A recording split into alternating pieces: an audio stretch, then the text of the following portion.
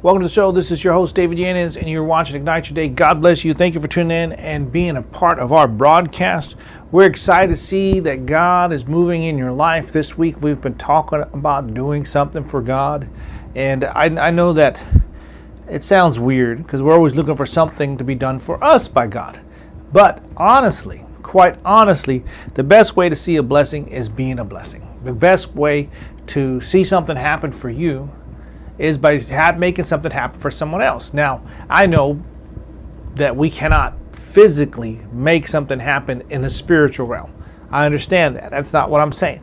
But I am saying that it is important for us to perform the faith that God has given us. To perform faith. What do you mean perform faith? It means by believing, by trusting, by hoping, by encouraging, and by having courage, you're going to be able to change someone's life. A lot of times people don't have what you have, or maybe you have less than what others have. It doesn't matter. Faith is the great equalizer. Faith is what gives us what we need, but also gives us the faith to help others and help move them forward. Now, I believe this. This is what I believe. When you're a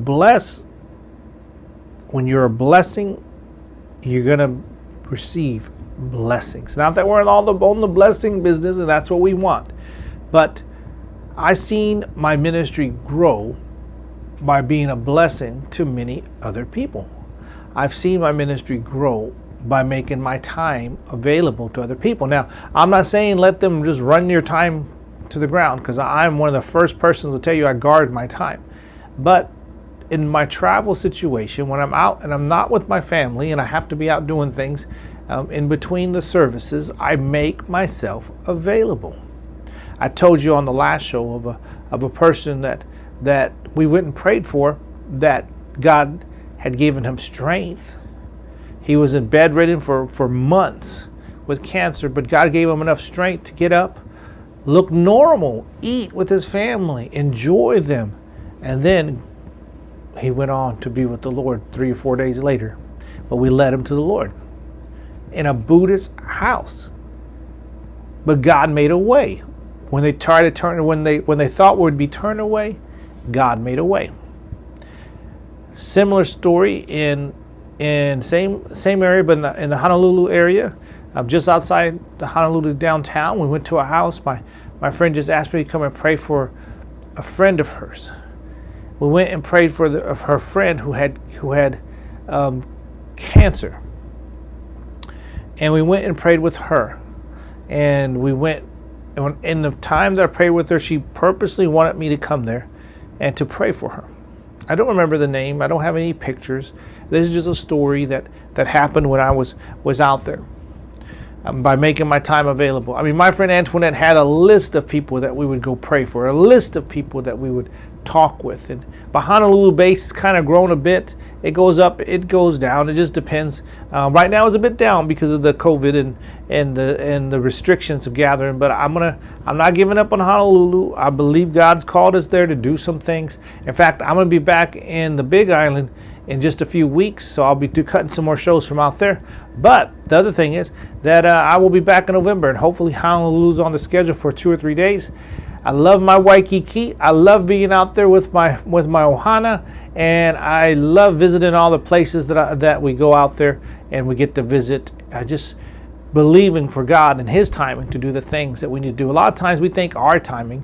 We want to be by this time, do this by this time. No, the whole Hawaii thing has grown. It started with one church on the island. Now we have over 7 to 8 churches on one island that we visit, and we have 2 or 3 churches in Oahu that we visit. We have 1 church in Maui that we visit. So it's kind of grown to 3 islands, and so God is doing it. You just trust Him, but it all starts by just you giving your time. You believe in God's going to move and do things for you. And I believe this is for someone out there that's been struggling and saying they're not where they want to be. I remember, I just told my son the other day, I told him when we were driving, I was taking him to work. He works at the airport, and I was driving him to drop him off, and This is his college in between job semesters, and I'm driving to drop him off, and I pointed, hey, right there. I used to work at that hotel years ago, and I pointed at, told him about it. He goes, really? Well, how'd you get that job? I go, I just went and applied. I went to work at the hotel, and told him the job I did. Then I go, and remember where I showed you where those cars are parked? He goes, yeah. I go, that used to be an old job I used to work at for the rental-car places as well. And he goes, Dad, because you sure had a lot of jobs. I go, man, I've done everything. I've done everything, and by doing everything, you know, it's just. I told him I was never satisfied because I know where I'm supposed to be today. What I'm doing today, it took a lifetime to get here. I looked at him and said, look, I know that the jobs you do, you may not. It's not a career, dude. Just know God has something bigger for you. I struggled with. I wanted to go now to preach. I wanted to be here now preaching. I wanted to be doing this now because I knew my call since I was a child. But it took time. And it's about giving that time that God does something. And when you give God that time, God gives you time, builds you. God will send you in front of people that you can pray for. There'll be places that you're going to preach and minister. Yes, those days are here. Those days for me are here, but they're not even to the fullness of where they're going to be. I'm excited how God is moving. I'm excited that we're able to go to different places, and Hawaii's kind of opened up now so we can go back and forth over there. But I believe this. I believe God's doing greater things. And the greater things he's doing, I'm going to see it not only through me, but through my sons. I'm going to see it through my daughter as well. We're going to see some wonderful, wonderful, wonderful things. Anyway, I went to this house and went to pray for this lady that had cancer.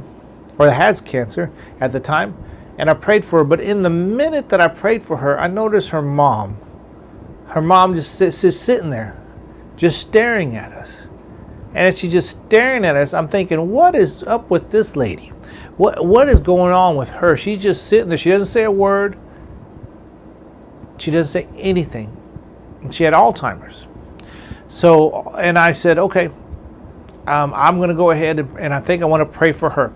I'm going to finish that story when we get back. God bless.